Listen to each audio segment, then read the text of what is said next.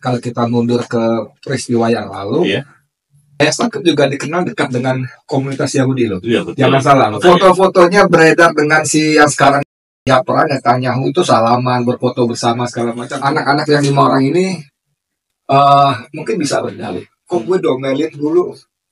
Sakut gak apa-apa. Sebetulnya pemerintah Indonesia yang diwakili oleh Menlu Retno Marsudi itu lumayan bagus. Ya. Cuman memang sejauh ini harus sebatas omon-omon. Dalam arti sikap resmi pemerintah dalam arti yang lebih konkret itu masih belum tampak. Bagaimana sikap Indonesia? Jauh dari cukup, jauh dari memadai. Kalau tidak ada tindakan yang lebih konkret, tegas, publik akan bertugas begitu. Jadi minimal 5 orang ini berangkat atas sepengetahuan ketua umumnya. Minimal. Bisa jadi atas restu. Bahkan bukan mustahil atas perintah. Sehingga maksud saya, Mbok Iyao gitu orang Jawa bilang tuh, Mbok Iyao tunjukkan sikap yang nggak pelin-pelan, nggak mencela-mencela.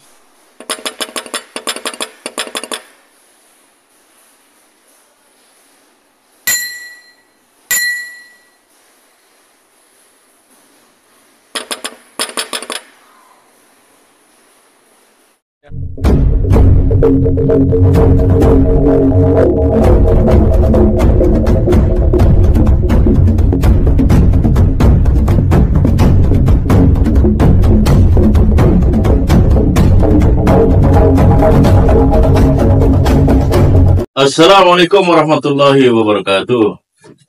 Alhamdulillah siang hari ini siang 12 soalnya. 11.30 ketemu kembali dengan Bang Edi Mulyadi, wartawan channel kita. Bisa ngobrol-ngobrol Jakarta ini ya, insyaallah. Selamat datang ya, selamat. Walaupun terlambat ya, udah berapa malam di sini? Belum selamat tinggal. Udah berapa malam? Satu malam tadi malam. Rencana 2 bulan. Maksudnya? Rencana 2 bulan nih. Ngelihat kondisi. Kita masih belum punya pos. Posnya cuma pos 1. Bang Edi Mulyadi, saya kira menarik ya kalau kita bicara soal kunjungan warga Nahdlatul Ulama dan diterima ya secara resmi oleh Presiden. Iya. Di tengah kondisi latar sekarang konflik yang berkepanjangan, dan saya kira tidak bisa ditolerir. Dunia internasional kita menyorot sangat tajam Presiden belakang, dan dunia juga lagi menanti seperti apa dunia ini bisa menaruh perhatian yang cukup. Tapi ironis justru kunjungan ini mengkonfirmasi ada apa dinamika yang terjadi di Indonesia, terutama kalau kita bicara masalah jamiah yang besar ya di Indonesia, Nahdlatul Ulama. Dan kalau lihat track recordnya memang ada indikasi yang sangat kuat dugaan mengenai upaya normalisasi, dalam bahasa adanya upaya dorongan untuk merealisasikan hubungan diplomatik. Tetapi catatannya adalah sekalipun tidak ada hubungan diplomatik, hubungan perdagangannya so must go on. Raca perdagangannya juga ada kecenderungan. Saya lupa angkanya. Nanti Bang Edi sebagai wartawan dan sebagai pengamat ekonomi yang pasti punya data-data ekonomi bisa mengilustrasikan. Kira-kira apa ini tanggapannya terkait dengan realitas kunjungan 5 orang, dan ini masih dicoba, kita tunggu ya seperti apa ini.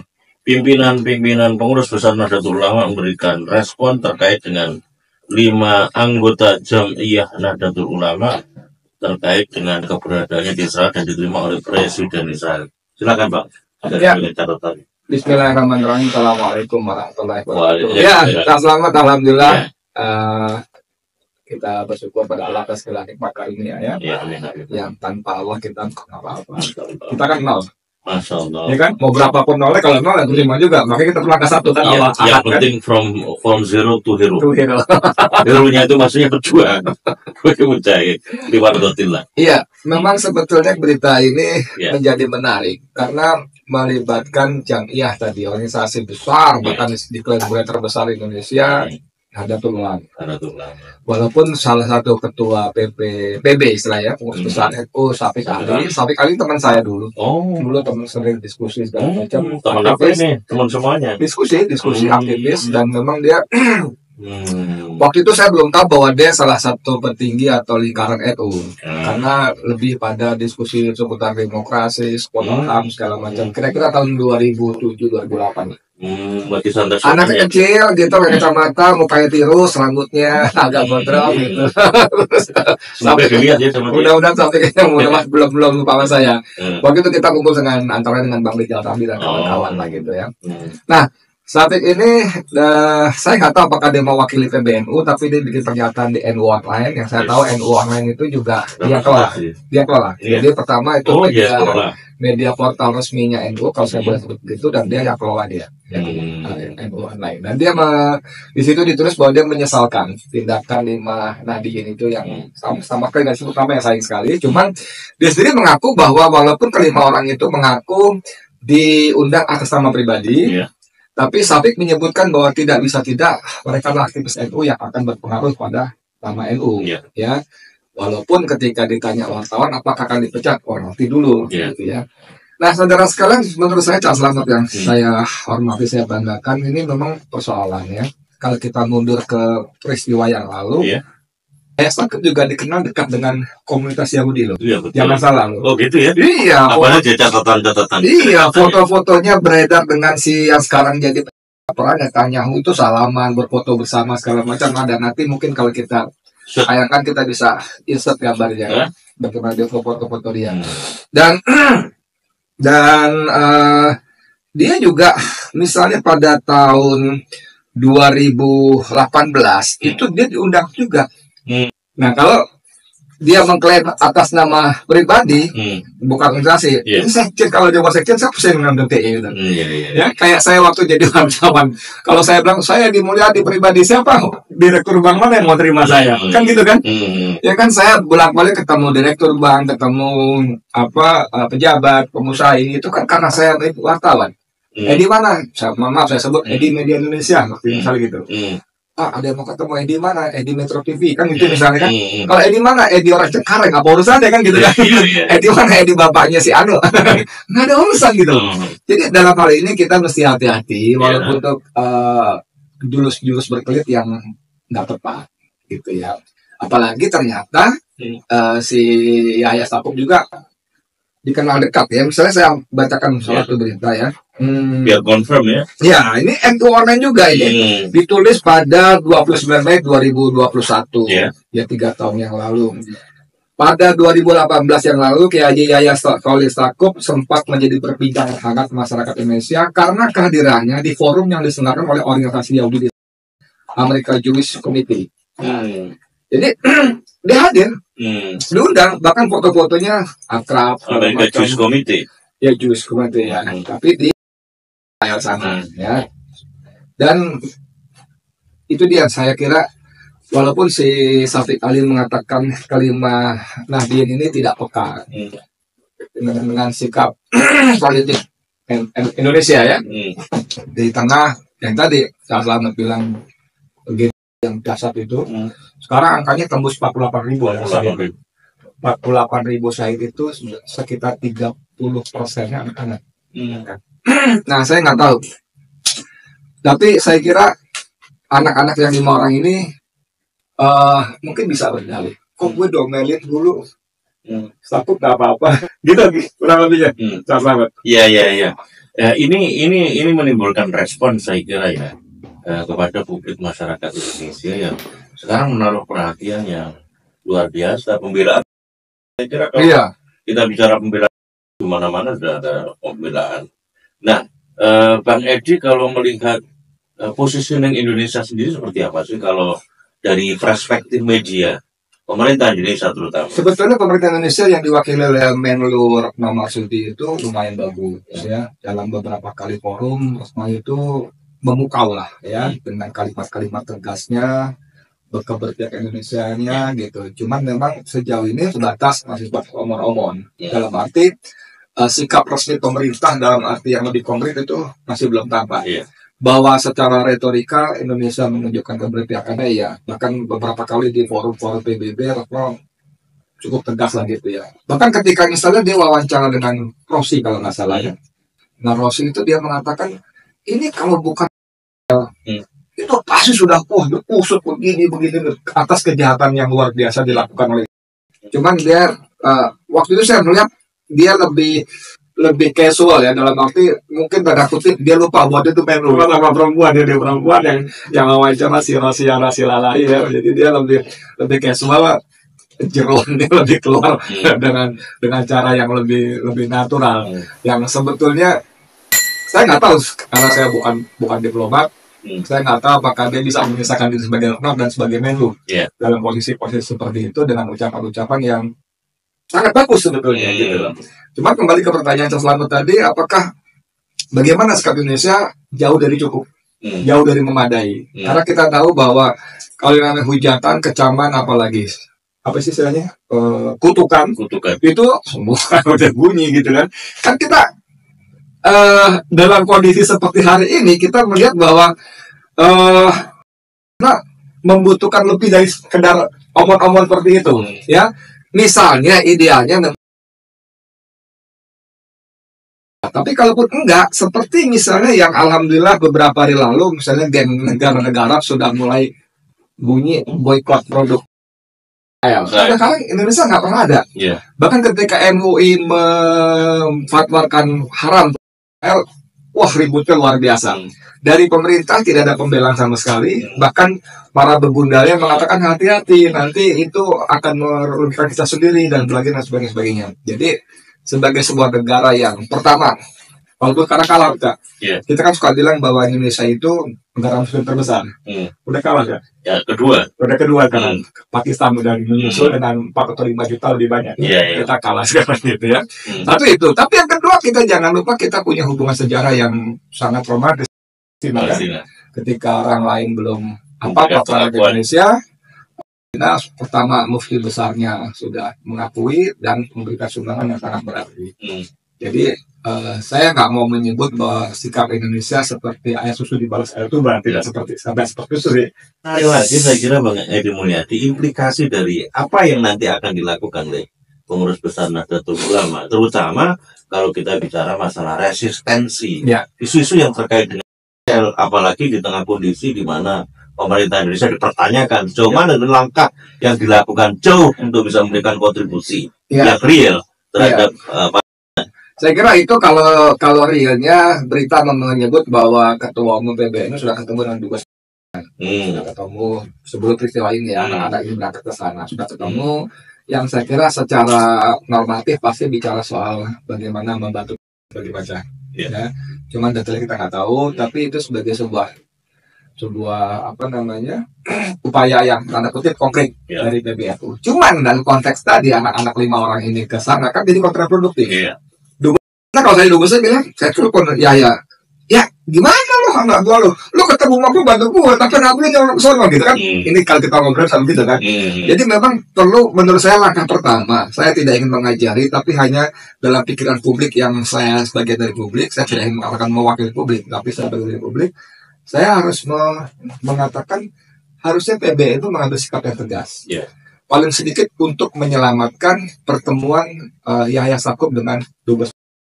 Ya, karena kalau anak-anak itu 5 orang itu mengatakan kami diundang secara pribadi, lu siapa? Kemudian yang undang itu ketemu langsung dengan presidennya gitu loh. Nggak mungkin seorang presiden mau ketemu man on the street gitu loh dalam sebuah acara resmi, nggak mungkin. Itu pasti ada embel-embel. Bahkan kalau tidak ini dia, kalau tidak ada kunjung tindakan tegas, orang bisa menduga, oh ini cuma bagi tugas saja bos, ya ini ada bad cop dan good cop gitu ya, lo bagian jelek, yang bagus lo berangkat, nanti kalau ribut apa kayak film Mission Impossible kan gitu kan, berita dari kementerian, tapi dalam pesan 5 detik akan terbakar itu, nanti kalau anda ketangkap, kami akan mendinai atau tidak mengakui gitu apa pasukan liar atau apa. Jadi seperti kalau tidak ada tindakan yang lebih konkret tegas, publik akan bertugas begitu. Jadi minimal 5 orang ini berangkat atas pengetahuan ketua umumnya, minimal bisa jadi atas restu, bahkan bukan mustahil atas perintah, sehingga ketika ketanggur semacam ini PBNU gampang untuk mengambil tindakan tegas. Nah itu harus dijawab, menurut saya begitu. Kalau nanti apapun ya sikap yang akan diambil, dan kita semuanya berharap bahwa nanti ada tindakan yang tegas atau sikap yang tegas PBNU terkait dengan 5 anggota Nahdiyin. Seberapa itu nanti kaitannya dengan jejak rekamnya Gus Yahya Stakuf yang dekat dengan Netanyahu, dan itu nanti pasti akan, kalau itu nanti tidak disikap tegas berarti mengkonfirmasi hubungan yang dekat dengan Netanyahu. Kalau itu sudah tegas, apakah ini menjadi sebuah konfirmasi adanya upaya untuk menetralisir hubungan yang khusus itu dengan Netanyahu? Nah, ini buat pertanyaan, ini udah penjelasan. Karena pikirannya penting juga, ini penjelasan, betul sekali, betul. Kalau dia semacam dilema ya, kalau dia tegas, memang ada bayaran ya, bayarannya bahwa PBNU betul-betul berpihak pada. Tapi pada saat yang sama dia tegas, orang ini akan punya, dulu begitu, nggak apa-apa, gitulah. Nah ini tadi perkataan itu sih. Tapi menurut saya pertanyaan bukan itu, Cak Slamet. Kita kembali, sebetulnya saya tidak ingin ikut campur, ya kan? Dan kenapa kan urusan rumah tangga Nahdlatul Ulama, NU ya, lu siapa ya? Bukan kan? NU bukan apa bukan dalam macam gitu ya. Tapi ada tapinya, karena ini pertama ini Indonesia, ya Indonesia. Kedua NU ini adalah organisasi Islam terbesar, yang diklaim seperti itu. Mungkin bahkan dunia kali, kalau dia bisa mengalahkan Muhammadiyah bisa jadi dunia gitu kan. Ya maksud saya, Mbok Iyao gitu, orang Jawa bilang tuh, Mbok Iyao tunjukkan sikap yang nggak pelin-pelan, nggak mencela-mencela. Oke lah, katakanlah Stakuf ini masa silam kelakuannya dengan bermesra dengan Yahudi segala macam, tapi masa silam. Orang boleh punya salah, ya kan? Orang boleh punya keliru. Tapi setelah itu dia taubatan nasuha, kemudian berkhidmat, komitmen membantu. Itu harus dibuktikan, tidak bisa dengan omong-omong yang gak jelas. Jadi banyak kontroversi yang menurut saya nggak tahu kalau misalnya Hadratus Syekh masih hidup atau mengetahui apakah nggak melongso hati beliau itu kan gitu kan, organisasi yang dia sayang sebagai representasi kebangkitan ulama untuk waktu itu masih suasana kemerdekaan 28 bahkan ya 26 ya 26 ya itu dalam perjuangan tuh kok jadi seperti ini gitu. Sayang gitu. Ya memang saya kan juga termasuk nggak punya otoritas untuk mendeskripsikan garis perjuangan sebagaimana khitab itu. Khitab 1926 Nahdlatul Ulama. Tapi saya pernah dekat dengan teman-teman atau masyayikh atau alim-alim ulama dari Nahdlatul Ulama, terutama dzurriyyah dari Hadratus Syekh Mbah Wahab Nasrullah, yang beliau menjelaskan bagaimana sebetulnya politik NU itu high politik tingkat tinggi. Politik tingkat tinggi itu maksudnya wilayah politik yang dijadikan konsen itu adalah wilayah politik kenegaraan sebagai negarawan, sebagaimana yang dijelaskan dalam Qunun Asasi Hadratus Syekh Mbah Hasyim As'ari itu. Ya. Jadi dia sebetulnya melepaskan diri dari permainan politik pragmatisme. Ya Bang Edi, kita sebetulnya berharap bahwa Nahdlatul Ulama sebagai jamiyah atau organisasi masyarakat terbesar itu memberikan kontribusi yang cukup signifikan, karena menjadi sebuah faktor determinan dari keberadaan organisasi masyarakat yang ada, baik untuk mengontrol maupun termasuk dalam konteks Israel ini. Sebetulnya yang paling mungkin adalah Nahdlatul Ulama dengan organisasi masyarakat yang besar. Nah ini pertanyaan. Jadi di akhir kita ya Ramadama ini, diskusi kita ini, apa yang seharusnya dilakukan NU dalam konteks ini sebagai sebuah representasi persoalan untuk memberikan dorongan pendirian politik Indonesia terhadap, di mana tadi Bang Edi menyampaikan Palestina orang negara yang pertama memberikan pengakuan sebelum negara-negara yang lain. Bukan cuma pengakuan, bahkan petinggi Palestina melakukan banyak lobby ke negara-negara Timur Tengah lain untuk mengakui Indonesia. Bukan itu cuma dia mengakui, tapi ayo betul. Berarti dorongan tekanan internasional besar sekali. Jadi kalau kita abaikan itu kita ahistoris ya. Dan itu baru barangkali nggak layak lah. Tapi dalam konteks ini saya kira ini momentum buat PBNU khususnya yang Stakuf untuk kembali ke titik kita tadi dengan melakukan sejumlah perbaikan fundamental. Ya. Bisa dimulai dari sini. Buktikan. Oke, nanti persoalan di belakang akan belum kepecat dulu lagi lah. Tapi di publik mereka kami pecat karena bla bla bla. Ini soal di belakang udah nanti lu batu ini main lagi lah. Itu hal gampang sebetulnya. Dan menurut saya kelima orang itu pasti juga akan memahami. Kan NU terlalu besar untuk dirusak hanya dengan 5 orang ini kan. Walaupun selama ini kelakuan para petinggi juga kita sedih juga kan gitu kan. Saya kira itu Cak, banyak hal yang bisa dilakukan PBNU untuk ya kembali kepada hitam tadi. Iya. Terima kasih Bang Edi Mulyadi atas diskusinya atau ramah-ramahnya. Atau para pemirsa yang sudah memperhatikan diskusi dan ceramah kita pada siang hari ini. Semoga ini bermanfaat dan semoga ini adalah bentuk kasih sayang kita terhadap Nahdlatul Ulama sebagai elemen besar yang ada di Indonesia yang kita berharap kembali kepada Khitab 1926. Ya, terima kasih atas perhatiannya di Nasratul Mustaqim. Bila itu kepada Wassalamualaikum warahmatullahi wabarakatuh. Waalaikumsalam. Terima kasih.